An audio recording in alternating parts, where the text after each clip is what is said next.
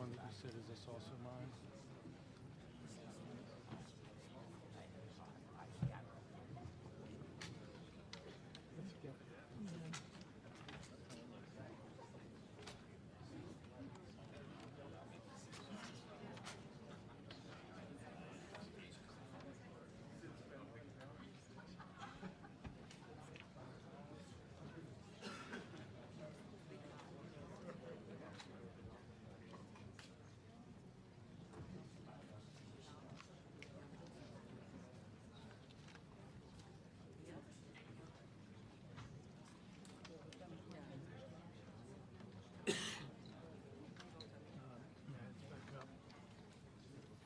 Thank you. Thank you.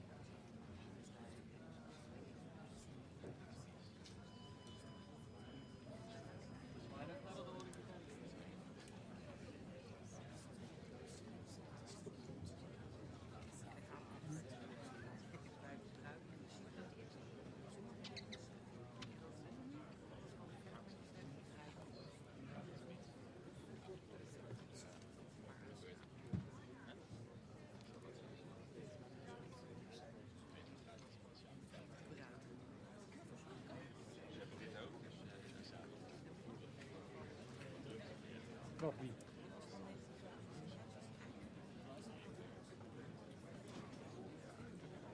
Natuurlijk. Wij toch ook? Wij niet.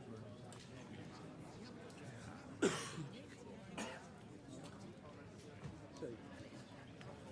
Ja.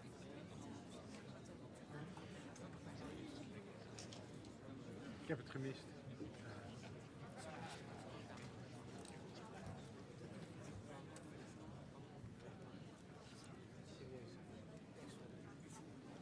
Maar ik kan het echt niet.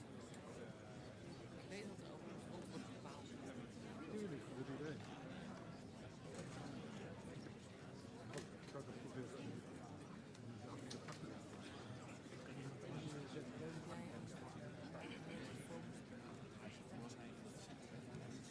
Iedereen maakt het ook goed. Nee, sorry. Ja, nee. Nee, dat is zo goed. Dit is de leeftijd.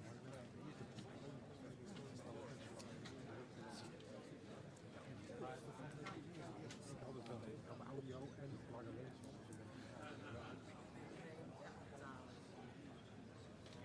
Hoe weet iedereen?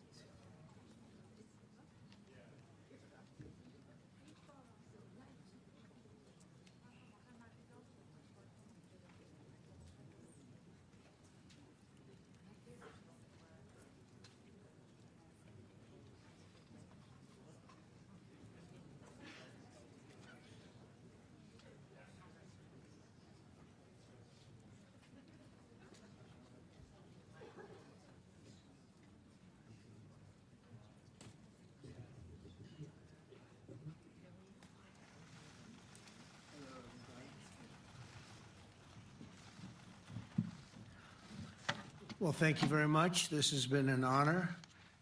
It was a fairly long trip, but worth it. Tremendous things have been accomplished, as you probably noticed.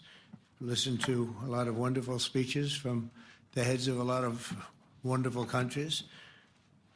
But I want to thank you for joining us at the conclusion of a highly productive NATO summit in the Netherlands. I want to thank them for the royal treatment they've given us. Couldn't have been nicer. And it's a beautiful country, really a beautiful country. Coming in, I saw the most beautiful trees. In fact, I want to bring some back with me. I want to also thank, I had breakfast this morning with the King and Queen, and they're incredible people. I said, you're central casting, beautiful people, great people, big, beautiful heart. And I enjoyed that. And also NATO Secretary General Mark Rutte, who's been terrific. He's been a friend of mine, used to be right here running this wonderful country. Now he's the NATO Secretary General. He's doing a fantastic job. And the Prime Minister, we appreciate everything you've done. And as you know, last weekend, the United States successfully carried out a massive precision strike on Iran's nuclear enrichment facilities, and it was very, very successful. It was called obliteration.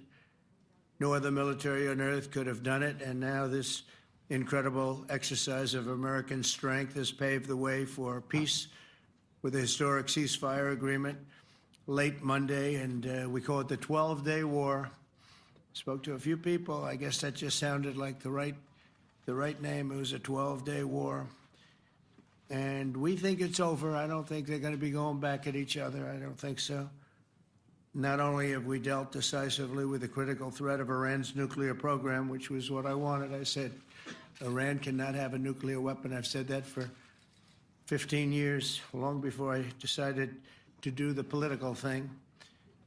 But we've also reasserted the credibility of American deterrence, which is like no other. The people at NATO said there's never been anything. You know, I rebuilt the entire military during my first term.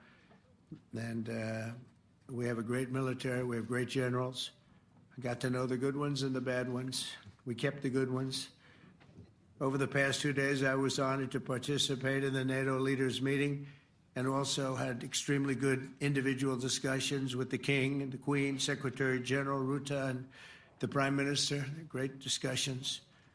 Very knowledgeable people. Major focus of our conversations at the summit was the need for other NATO members to take up the burden of the defense of Europe, and that included the financial burden. As you know, it was 2%, and we got it up to 5%. And they said, a couple of them came up to me, one in particular said, sir, we've been trying to get it up to 3% for 20 years, and we haven't been able, and you got it up to 5%. So they're going to be, most of them, I guess almost all of them, are going to be contributing now 5%. A number that people are surprised at, but you need it today.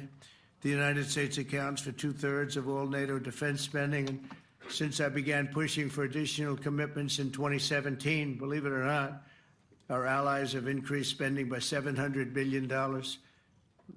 I said to people, you don't have any money, and a lot of them weren't paying. And so I started the process, and I picked it up as soon as I got back, which is 6 months ago.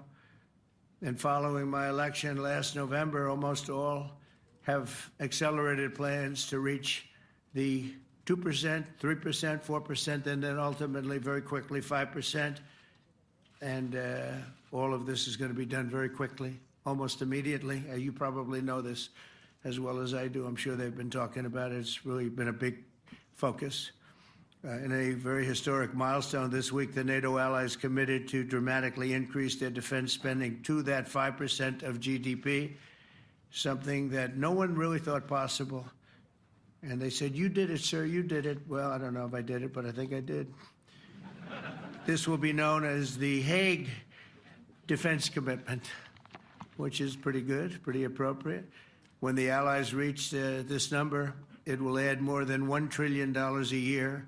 Think of that, $1 trillion per year to our common defense, and this is a monument really to victory, but it's a monumental win for the United States, because we were carrying much more than our fair share. It was quite unfair, actually. But this is a big win for Europe and for actually Western civilization.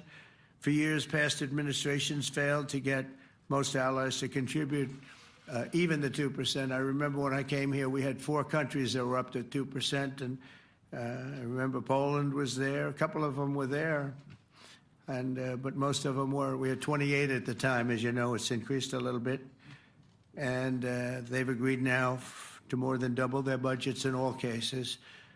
And Europe stepping up to take more responsibility for its security will help prevent future disasters like the horrible situation with Russia and Ukraine, and hopefully we're going to get that solved. Last week they lost 7,000 soldiers, mostly soldiers, but they're also getting hit in Kiev. They're getting hit in some of the towns also. And that means life. Life is disappearing also in the cities and towns. Should have never happened, would have never happened if I was president. I said it 1,000 times, and it never did happen. It's never even thought about. But it's vital that this additional money be spent on very serious military hardware, not bureaucracy, and hopefully that hardware is going to be made in America because we have the best hardware in the world. You saw that where 14 missiles were shot at us the other day, and they were very nice. They gave us warning. They said, we're going to shoot them. Is 1 o'clock okay? They said, it's fine. And everybody was emptied off the base, so they couldn't get hurt except for the gunners. They call them the gunners. And out of 14 high-end missiles that were shot at the base in Qatar, all 14, as you know, were shot down by our equipment. Amazing stuff. Amazing that they can do. It's like shooting a bullet with a bullet. It's the same thing if you think about it. 14 out of 14, and they weren't even that surprised. I said, do you do that well often? They say, we pretty much do, sir. The Ukraine crisis has also highlighted the urgency of rebuilding our defense industrial base, both in the United States and among the allied nations. We cannot afford to be dependent on foreign adversaries for critical minerals. And as you know, we made a deal with Ukraine to take a vast amount of the land they have for minerals. We need it. And once again, I want to thank all of the people in the Netherlands, incredible people. It's a great place. And all of the NATO allies for the tremendous summit that we just had. A letter just came in, and a statement came in from the Atomic Energy Commission of Israel. And I just wanted, this is an official letter, and they're very serious people, as you know. The devastating U.S. strike on Fordo destroyed the site's critical infrastructure and rendered the enrichment facility totally inoperable. It was devastated. We assess that the American strikes on Iran's nuclear facilities has set back Iran's ability to develop nuclear weapons for many years to come. This achievement can continue indefinitely if Iran does not get access to nuclear material, which it won't. It's so sad that that whole thing had to go. But I just want to thank our pilots. You know, they were maligned and treated very bad, demeaned by fake news CNN, which is back there, believe it or not, wasting time, nobody's watching them, so they're just wasting a lot of time, wasting my time. And the New York Times, they put out a story that, well, maybe they were hit, but it wasn't bad. Well, it was so bad that they ended the war. It ended the war. Somebody said in a certain way, you know, that it was so devastating, actually. If you look at Hiroshima, if you look at Nagasaki, you know, that ended a war too. This ended a war in a different way, but it was so devastating. Also, they have, out of Dubai, just came that Iran's foreign ministry spokesman, this is Iran's foreign ministry, says its nuclear installations were very badly damaged by the American strike. So what bothered me about these reports with fake reports put out by the New York Times, failing, I call it the failing New York Times because it's doing terribly. Without me, it would be doing no business at all. But, and by fake news, CNN and MSDNC, all of these terrible people, you know, they have no credibility. You know, when I started, they were at 94% credibility, the media. Now it's at 16%. And I'm very proud of it because I've exposed it for what it is. But when I saw them starting to question the caliber of the attack, was it bad? Well, it was really bad. It was devastating. They were obliterated. In fact, you can't get into the tunnels. They just put that over. That just came out. They can't, there's nothing, there's no way you can even get down. The whole thing is collapsed in a disaster. And I think all of the nuclear stuff is down there because it's very hard to remove. And we did it very quickly. When they heard we were coming, it was, you know, you can't move it. It's very hard, very dangerous, actually, to move to. And they also knew we were coming, so I don't think too many people want to be down there knowing we're coming. With the bunker busters, as we call them. We're the only ones that have them. We have the best equipment, best nuclear equipment, and we have the best equipment in the world. And by the way, we can't forget our submarine, which was out there, submarines actually, but submarine was out there. We shot 30 rockets into an area, every single one of them. I think it was almost 400 miles away, I think, Pete, right? 400? And long. It was in the ocean, long ways away. And we shot a total of 30. Every single one of them hit within 9 inches from where it was supposed to be. It took out a lot because we didn't do just 4, though. We did 2 others in addition, which hadn't been completely destroyed. So we hit them with a submarine from hundreds of miles away. Amazing, just amazing equipment. Greatest submarines in the world. Nobody's even close. They're 20 years behind us when it comes to submarine technology. So that's one, and the other was from the Atomic Energy Commission, and they have about 3 or 4 of them now coming in from atomic energy commissions from various places. But the one that we have that just came out, we released it a little while ago, was from the Israeli Atomic Energy Commission, but numerous of them are getting to see the site, and the site has been demolished. And again, we had these brave patriots, these incredible flyers, these people that can fly a plane better than anybody can fly a plane, going into very hostile territory, flying into the territory that has got more missiles and things pointed at it.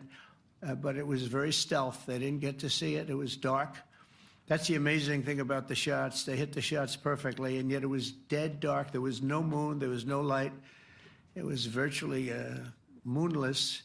It was very dark, and the shots were hit perfectly. But when they get demeaned, and they were very upset about it because they knew how strong it would be. Back in Missouri, the pilots flew about 36 hours, 2 ways, far distance, and in those incredible B-2s. And we then had the F-22s, and we had the F-35s, and we had other planes, and we had, I think, a total of 52 tankers. That means the big tankers, because the refueling was a lot for all of the different planes that we sent.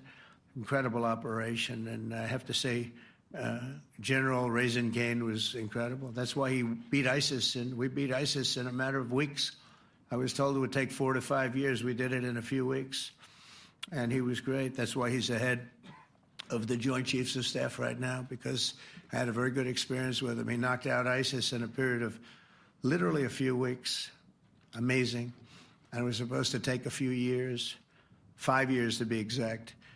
So we had a great victory there, and we then came here, and I think we had a great victory here. But this is an ongoing project. This is the safety of Europe, the safety of the world.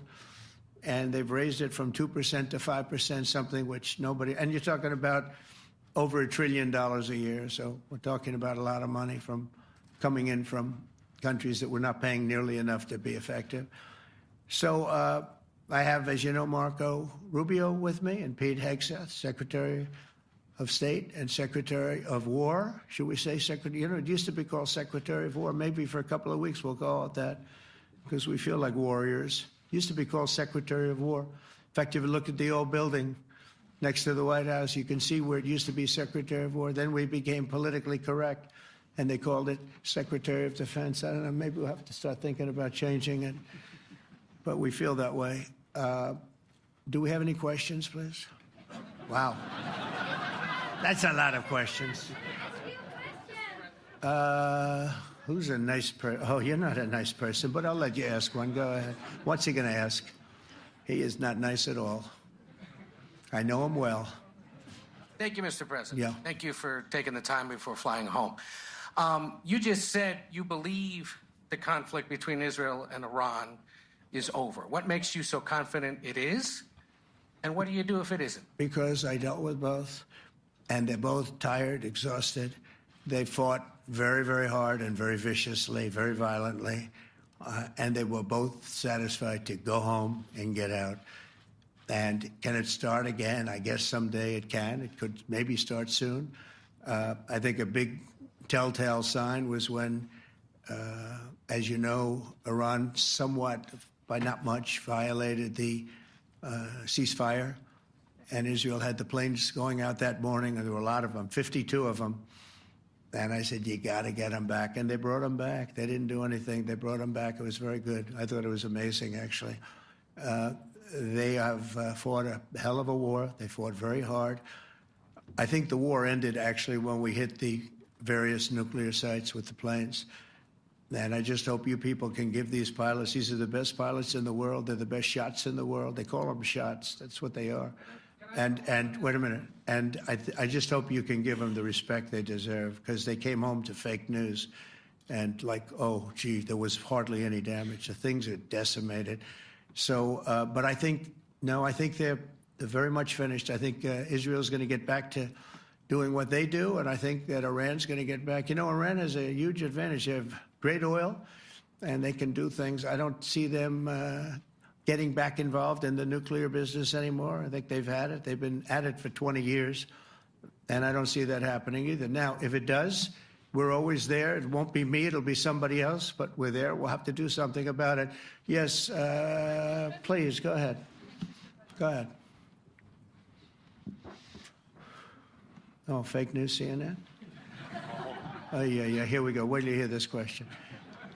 You should really say how great our soldiers and our warriors are. I think everyone appreciates our soldiers and our warriors. I do have two questions for you, Mr. President. You just cited Israeli intelligence on these attacks. Earlier, you said U.S. intelligence was inconclusive. Are you relying on Israeli intelligence for your assessment of the impact of the strikes? No, this is also, Iran made the statement, and it's also, if you read the document that was given, that Pete can talk about if you'd like, the document said it could be very severe damage.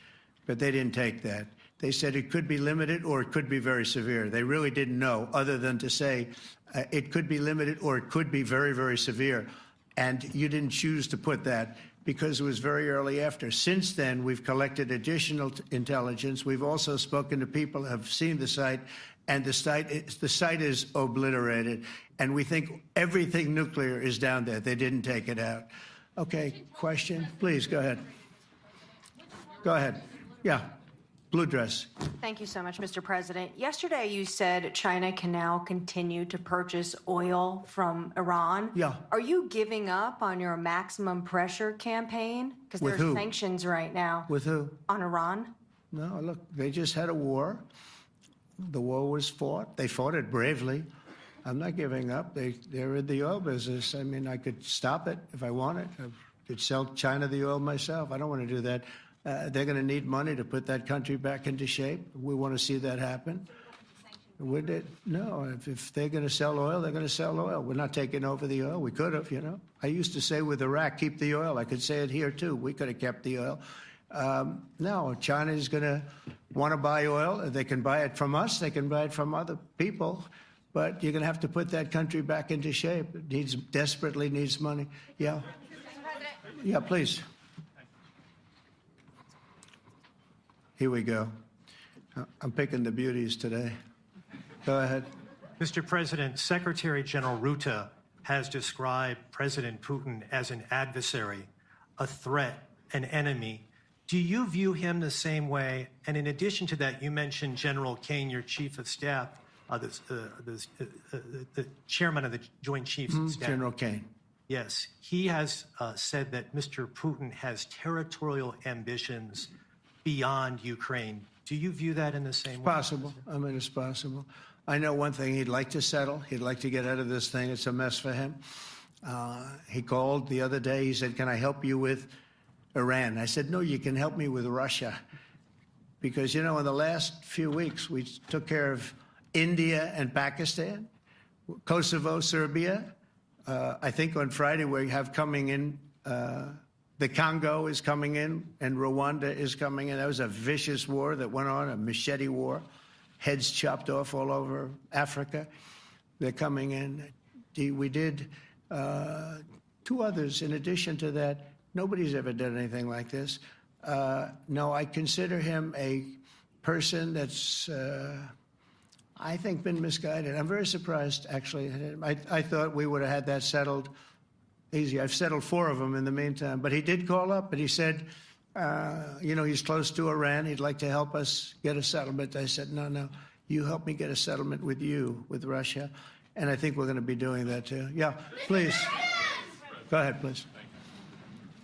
Thank you, Mr. President. You've made clear your position on what impact the strikes had. I wanted to ask you what is next with Iran. For instance, is there any indication from U.S. intelligence that Iran was able to move any material? No, just the opposite. We think we hit them so hard and so fast they didn't get to move.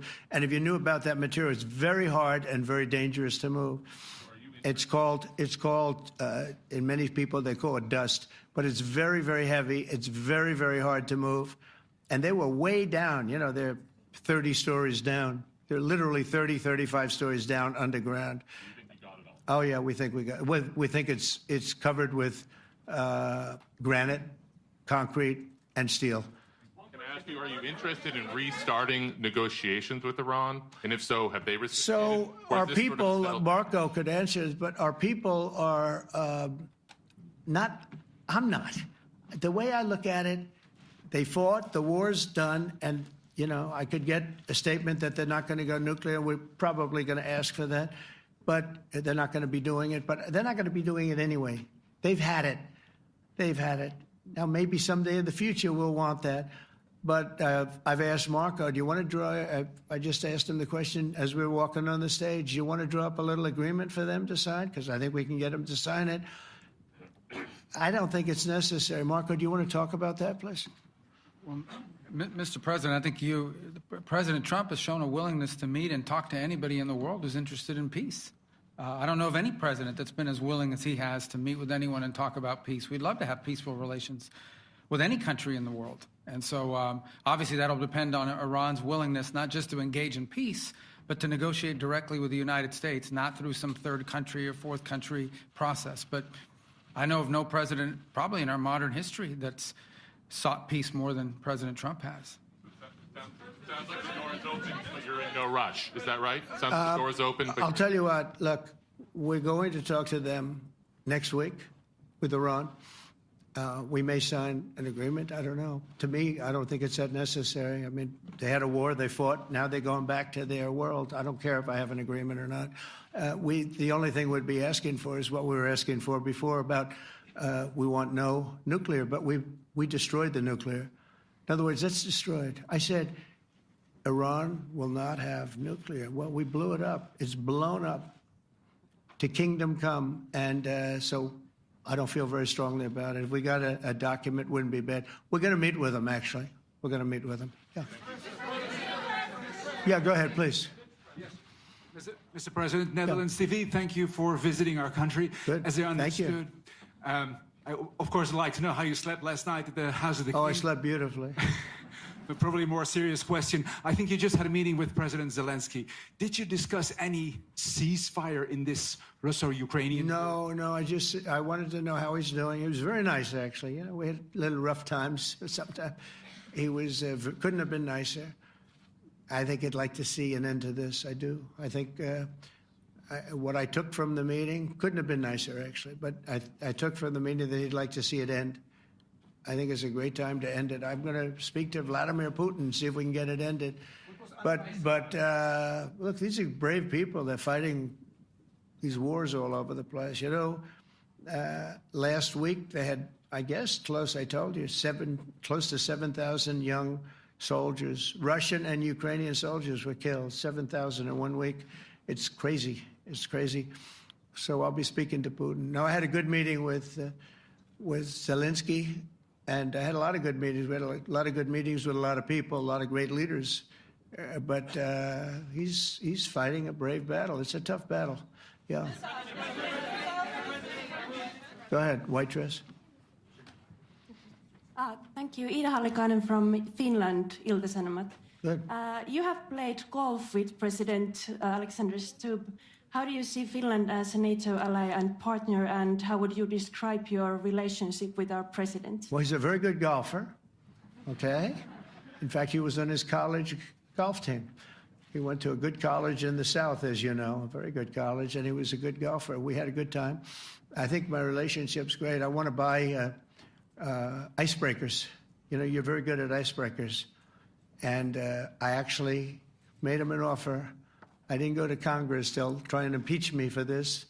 But there's an old, it's not old, it's fairly new, but it's used icebreaker. And I offered him about 1/3 of what he asked for.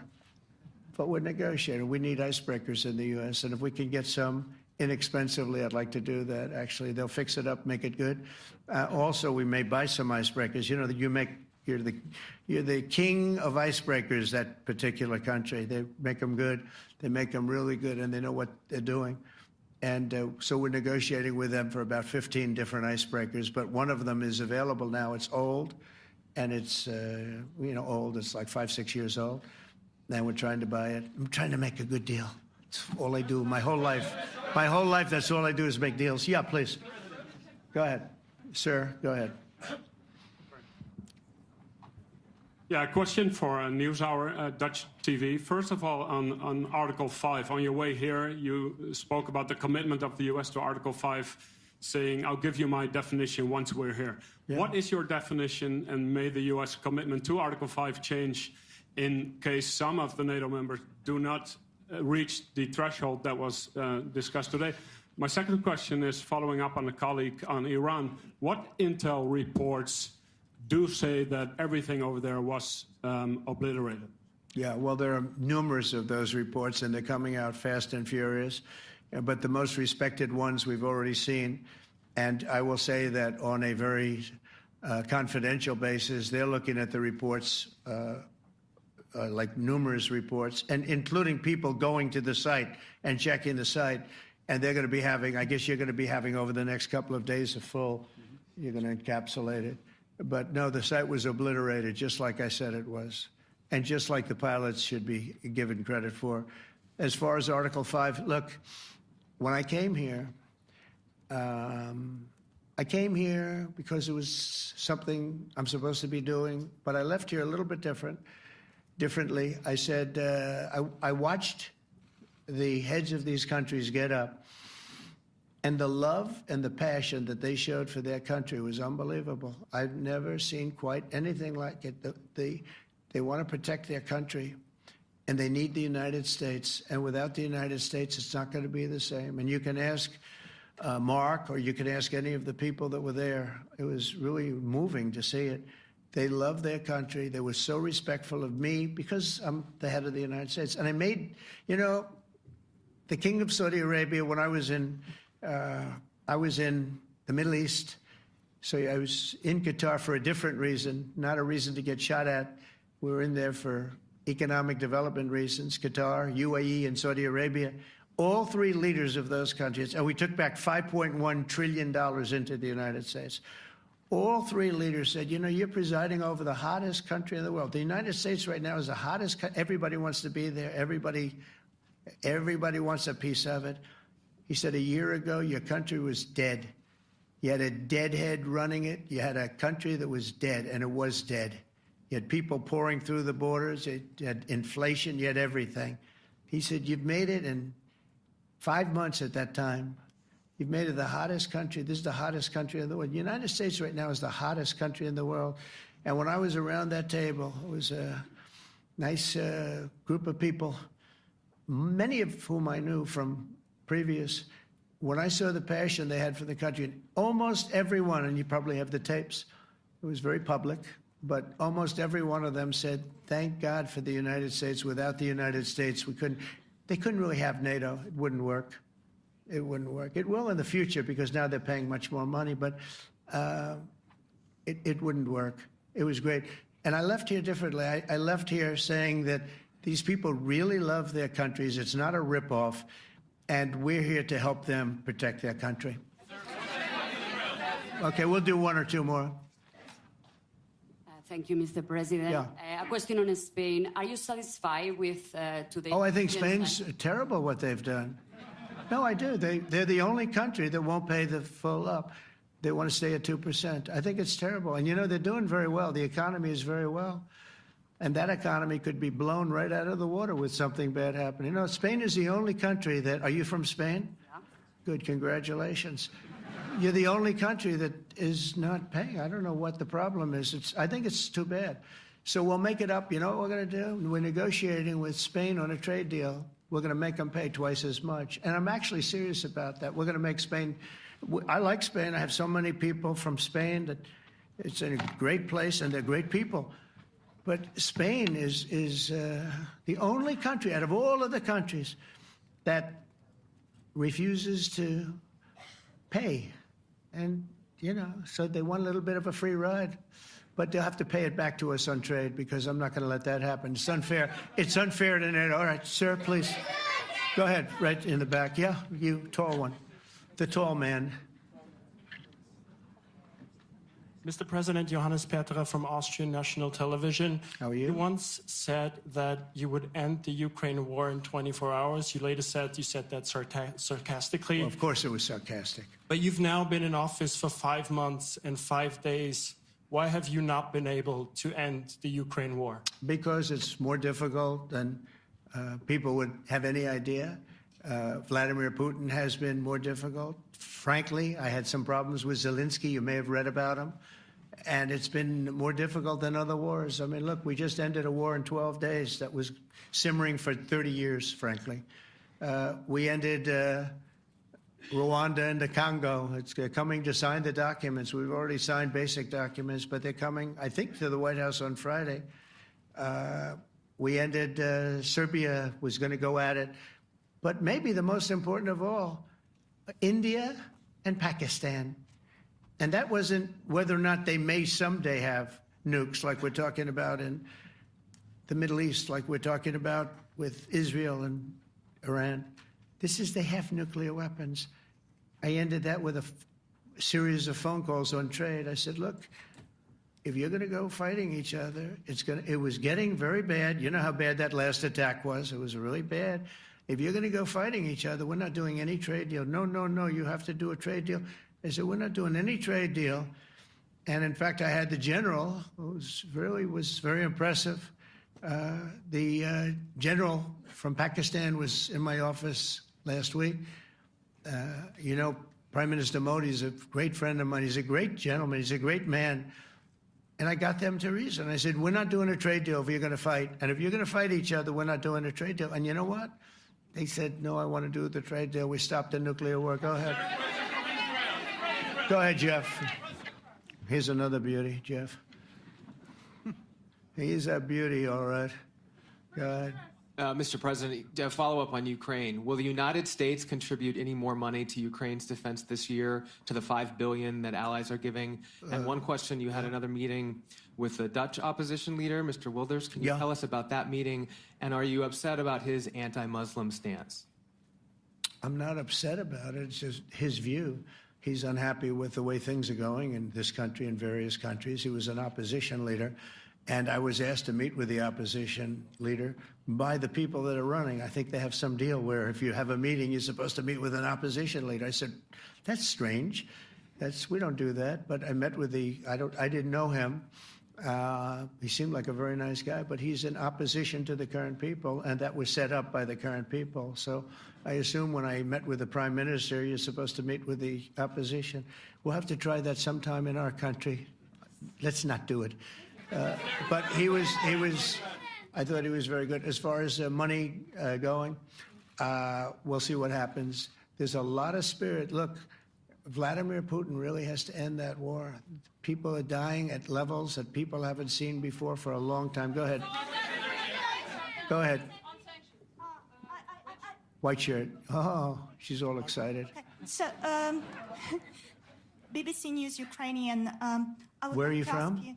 I'm from Ukraine. Oh, so my question to you is whether or not the U.S. is ready to sell anti-air missile systems Patriot to Ukraine. We know that Russia has been pounding Ukraine really heavily right now. Are you living yourself now in Ukraine? My husband is there. Wow. And I can see you very, it's amazing. And me with the kids, I'm in Warsaw actually, because he wanted me to be. Is your husband a soldier? No? He is. He's there now? Yeah. Wow. That's rough stuff, right? That's tough. And you're living here? In Warsaw. And you're a reporter? I am. Good. So let me just tell you, they do want to have the anti-missile missiles, okay, as they call them, the Patriots. And we're going to see if we can make some available, They're very hard to get. We need them too. We were supplying them to Israel, and they're very effective, 100% effective. Hard to believe how effective. And they do want that more than any other thing, as you probably know. That's a very good question, and I wish you a lot of luck. I mean, I can see it's very upsetting to you. So say hello to your husband, okay? Thank you. Go ahead. Thank you. Thank you, Mr. President. You were criticizing... Where are you from? Bloomberg News. Oh, Bloomberg. That's wonderful.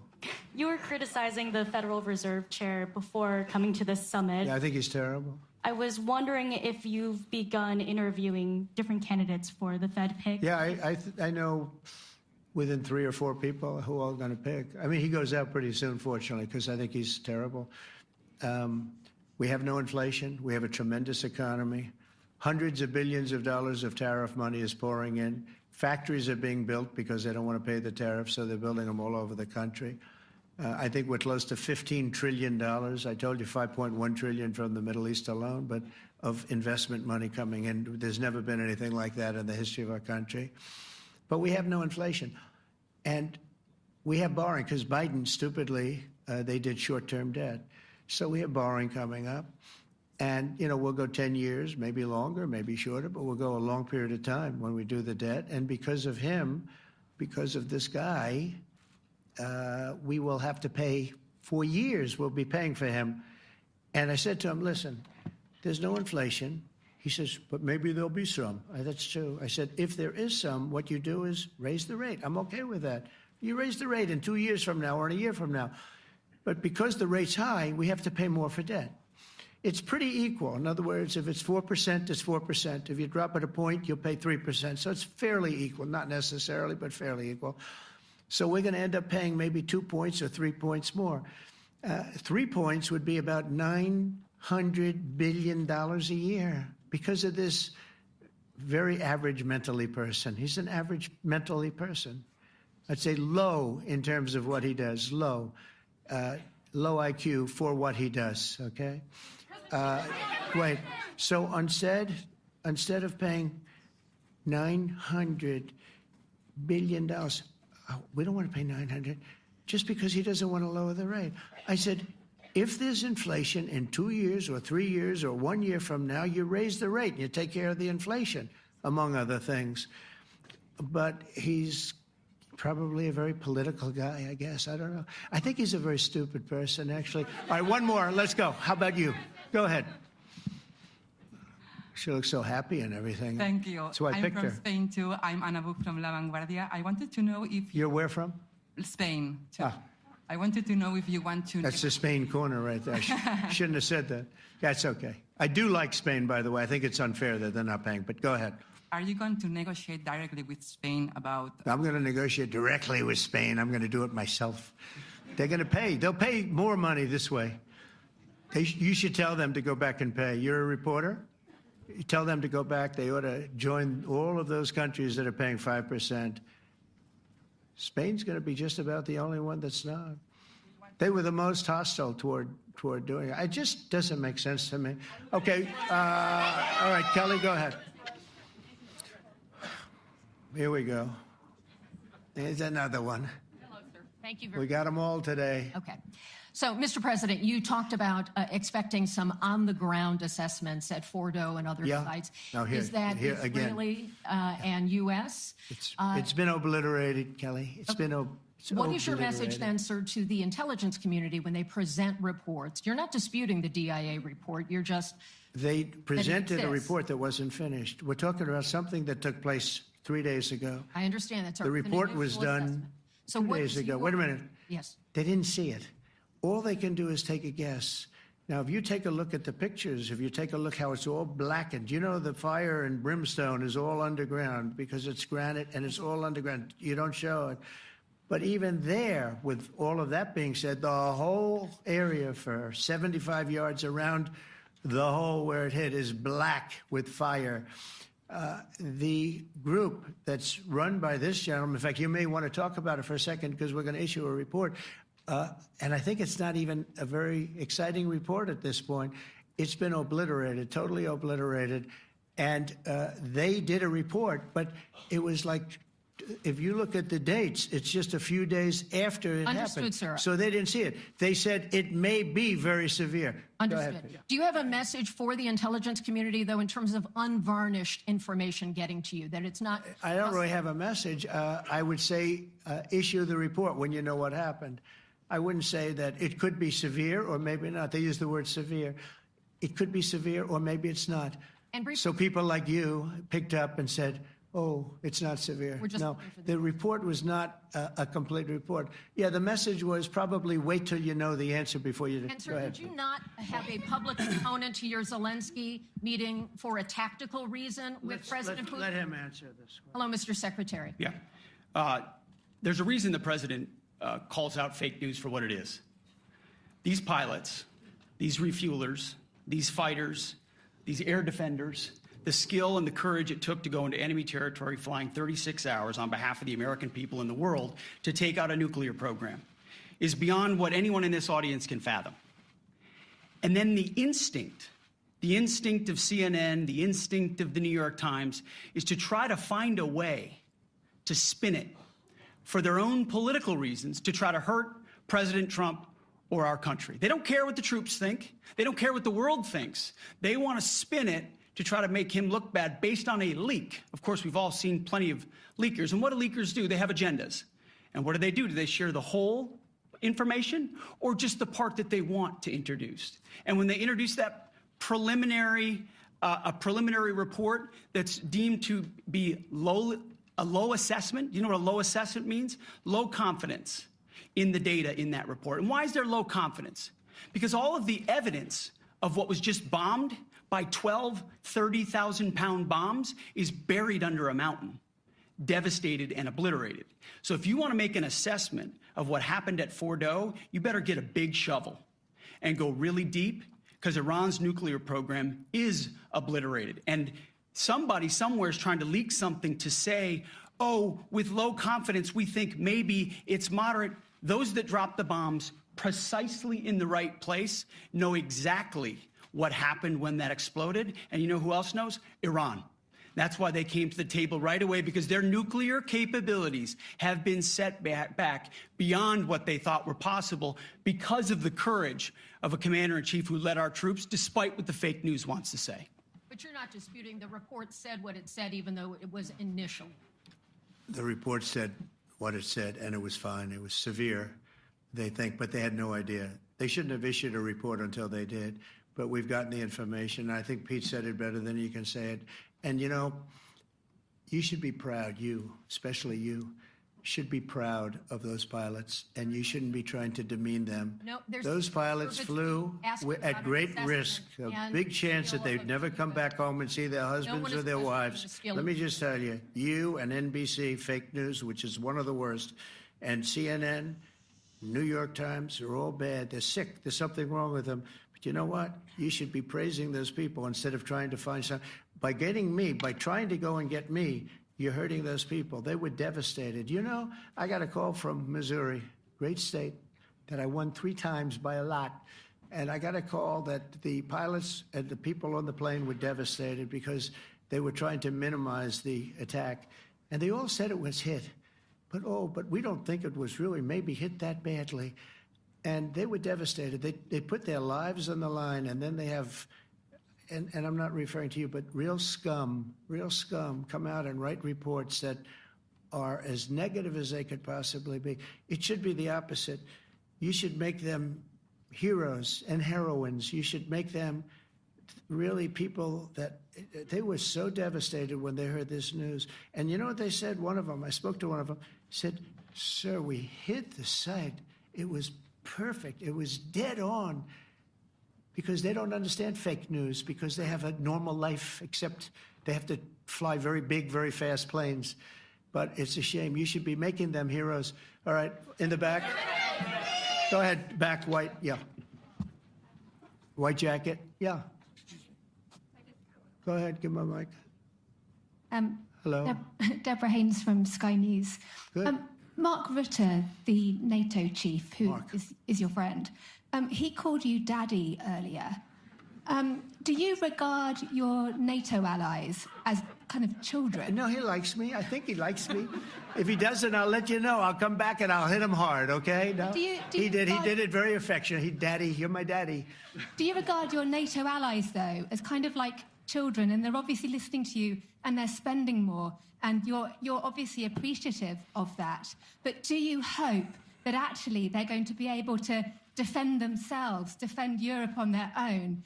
I think they need help a little bit at the beginning, and I think they'll be able to, and I think they're going to remember this day. And this was a big day for NATO. You know, this was a very big day. They took it. One of the gentlemen said, "You know what? We've been trying to raise money raise the rate for 30 years," he said, 20 years, from almost the beginning.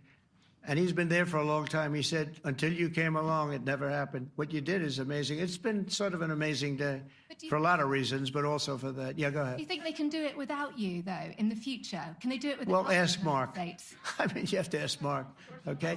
So we're heading back. We're heading back. I want to thank these two gentlemen behind me. They're incredible people, both of them. They've done a fantastic job. And Susie's in the front, and she's done great. And Monica, thank you very much. It was quite an exciting time. And we're going to be heading back. We'll be back soon, and we'll see you in Washington, D.C. Remember this, we have the hottest country anywhere in the world. Thank you very much, everybody. Thank you.